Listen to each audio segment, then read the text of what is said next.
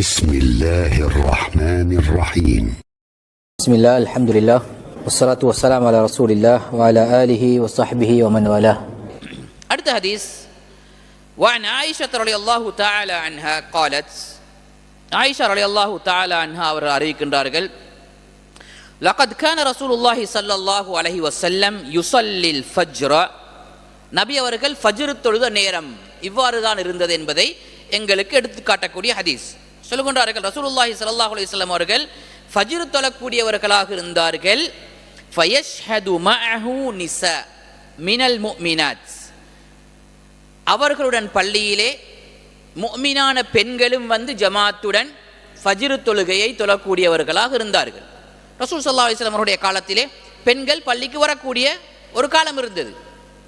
எங்களுக்கு வசதிகள் இருக்கும் என்று சொன்னால் எங்களுடைய அதாவது ஊர் வழக்கங்களிலே அந்த வழக்கம் கிடையாது. ஏனென்றால் பெண்களுக்கு பள்ளி வாயில்களுக்கு வந்து தொழுவது கடமை இல்லை, அவர்களுக்கு கட்டாய கடமை இல்லை என்பதனால். அப்படி இருக்கும் பொழுது நாங்கள் அடுத்த பக்கத்தையும் நாங்கள் விளங்கிக் கொள்ள வேண்டும். பெண்களுக்கு கடமை இல்லை என்றால் ஆண்களுக்கு பள்ளிக்கு வந்து தொழுவது கடமை.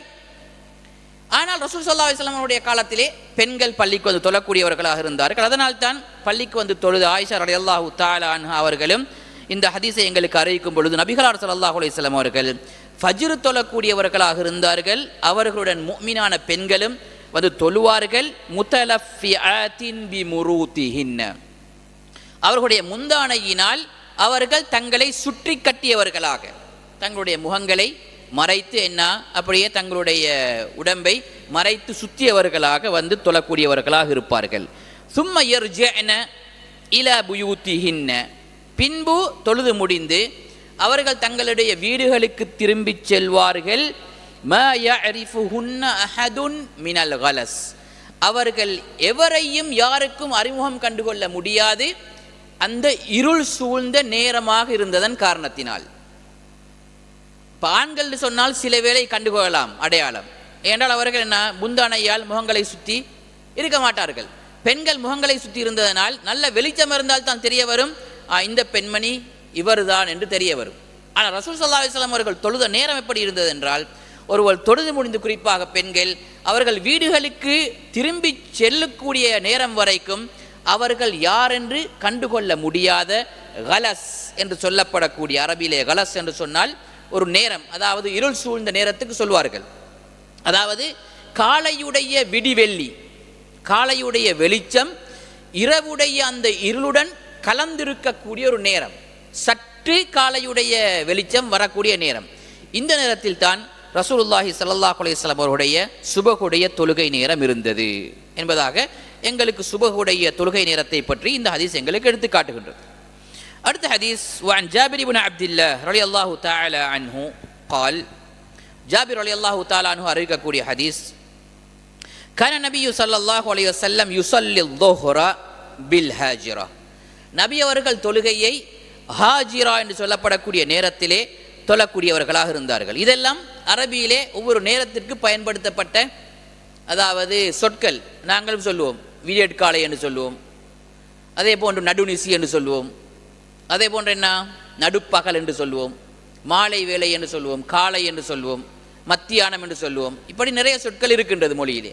அதே போன்று இப்படி அரபியிலே பயன்படுத்தப்பட்ட வார்த்தைகள் தான் கலஸ் என்று சொன்னால் அந்த சுபகுடைய வெளிச்சம் இரவுடைய இருளுடன் கலக்கக்கூடிய நேரம்.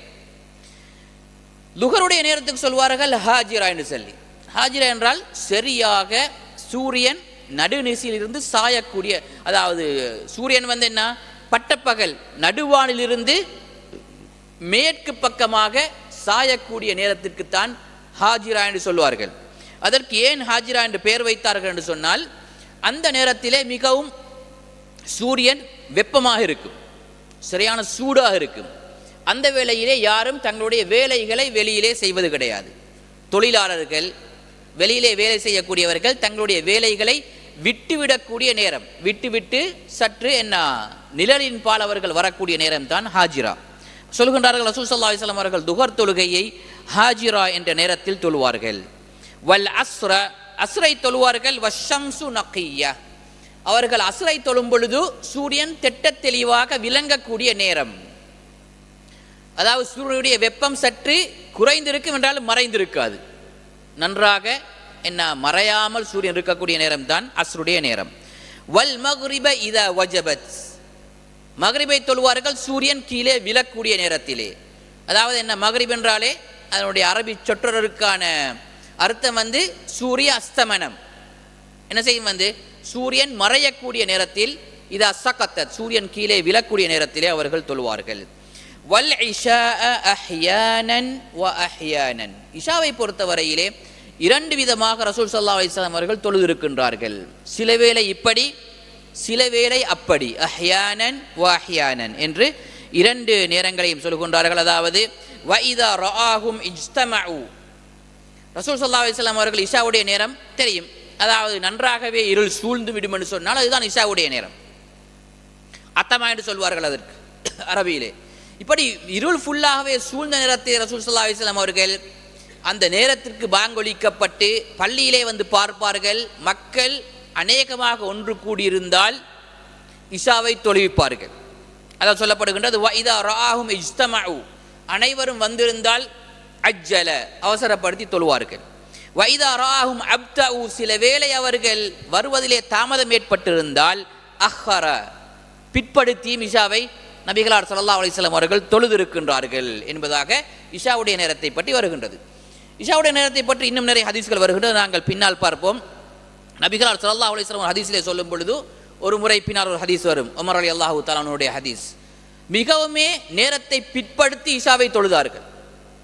சஹாபாக்கள் போய்த்து நபிகளார் ஸல்லல்லாஹு அலைஹி வஸல்லம் அவர்கள் கேட்கக்கூடிய அளவுக்கு பிற்படுத்தினார்கள். அப்பொழுது சொன்னார்கள், இதை நான் உங்களுக்கு கற்றுத்தருவதற்காக வேண்டி தான் பிற்படுத்தினேன். அல்லாஹ்விடத்திலே மக்களுக்கு இஷாவை பிற்படுத்துவது ஒரு கஷ்டமான விடயமாக இல்லாமல் இருக்கும் என்று சொன்னால் இஷாவுக்கான சிறப்பான நேரம் இஷாவை என்ன செய்வது, பிற்படுத்தி தொழுவதுதான்.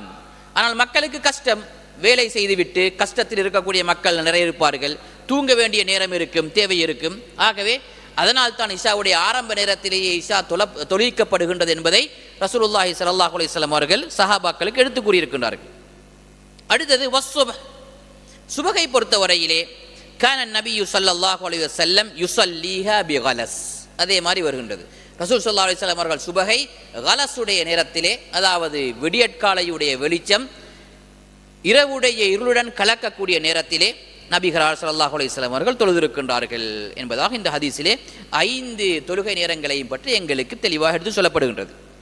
நீங்கள் இந்த விடயங்களை சுருக்கமாக குர்ஆனிலே சென்று பார்க்க வேண்டும் என்றால் சூரத்துல் இஸ்ராவுடைய 78வது வசனம், சூரத்துல் இஸ்ராவுடைய 78வது வசனத்திலே நீங்கள் சென்றால் அல்லாஹ் தஆலா குறிப்பிடுகின்றான், அகைமிஸ் ஸலாத, நீங்கள் தொழுகையை நிலைநாட்டுங்கள், லிதுலூகிஷ் ஷம்ஸி இலா கஸகில் லைல், நடுவானிலிருந்து பகல் வேளை, நடுவானிலிருந்து சூரியன் சாயக்கூடிய நிலையிலிருந்து நீங்கள் தொழுவதற்கு ஆரம்பித்தால் ஒரு நாளையிலே. இந்த ஆயத்தின்படி எங்களுக்கு விளங்குகின்றது ஒரு நாளுடைய முதலாவது தொழுகை வந்தது, ஒரு நாளுடைய முதலாவது தொழுகை துஹர், கடைசி தொழுகை தான் சுபஹ் சொல்கின்றார்கள். அது சில உலமாக்களுடைய கருத்தின்படி. என்றால் அகிமிஸ் ஸலாத லிதுலூகிஷ் ஷம்ஸ், சூரியன் நடுவானிலிருந்து சாயக்கூடிய வேளையிலிருந்து நீங்கள் தொழுகையை ஆரம்பித்து இலா கஸகில் லைல், இரவு சூழக்கூடிய நேரம் இஷாவுடைய நேரம் வரைக்கும் நீங்கள் தொழுங்கள் என்று கூறிவிட்டு வ குர்ஆனல் ஃபஜ்ர், அதற்கு பின்னால் நீங்கள் ஃபஜ்ருடைய தொழுகையையும் தொழுங்கள் என்பதாக அல்லாஹ் தஆலா பிரித்து காட்டுகின்றான். இன்னும் உலமாக்கள் சொல்வார்கள், இல்லை, ஒரு நாள் ஆரம்பித்தால் அது ஃபஜ்ருடைய நாள் தான், நேரம் தான் முதலாவது தொழுகை.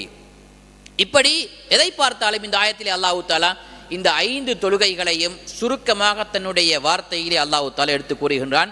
வ குர்ஆனல் ஃபஜ்ர் என்பதாக குறிப்பாக ஃபஜ்ர் தொழுகைக்கு நீண்ட நேரங்கள் குர்ஆன் ஓதப்பட வேண்டும் என்பதை எடுத்து காட்டுவதற்காக வேண்டி அந்த ஃபஜ்ருடைய தொழுகையை குர்ஆன் என்றே அல்லாஹ் தஆலா பெயர் வைத்திருக்கின்றான். அதனால்தான் இமாம்கள் அநேகமாக ஃபஜ்ருடைய தொழுகைகளே மற்ற நேர தொழுகைகளை விட நீட்டி ஓத வேண்டும் என்ற சுன்னத் வலியுறுத்தப்பட்டிருக்கின்றது.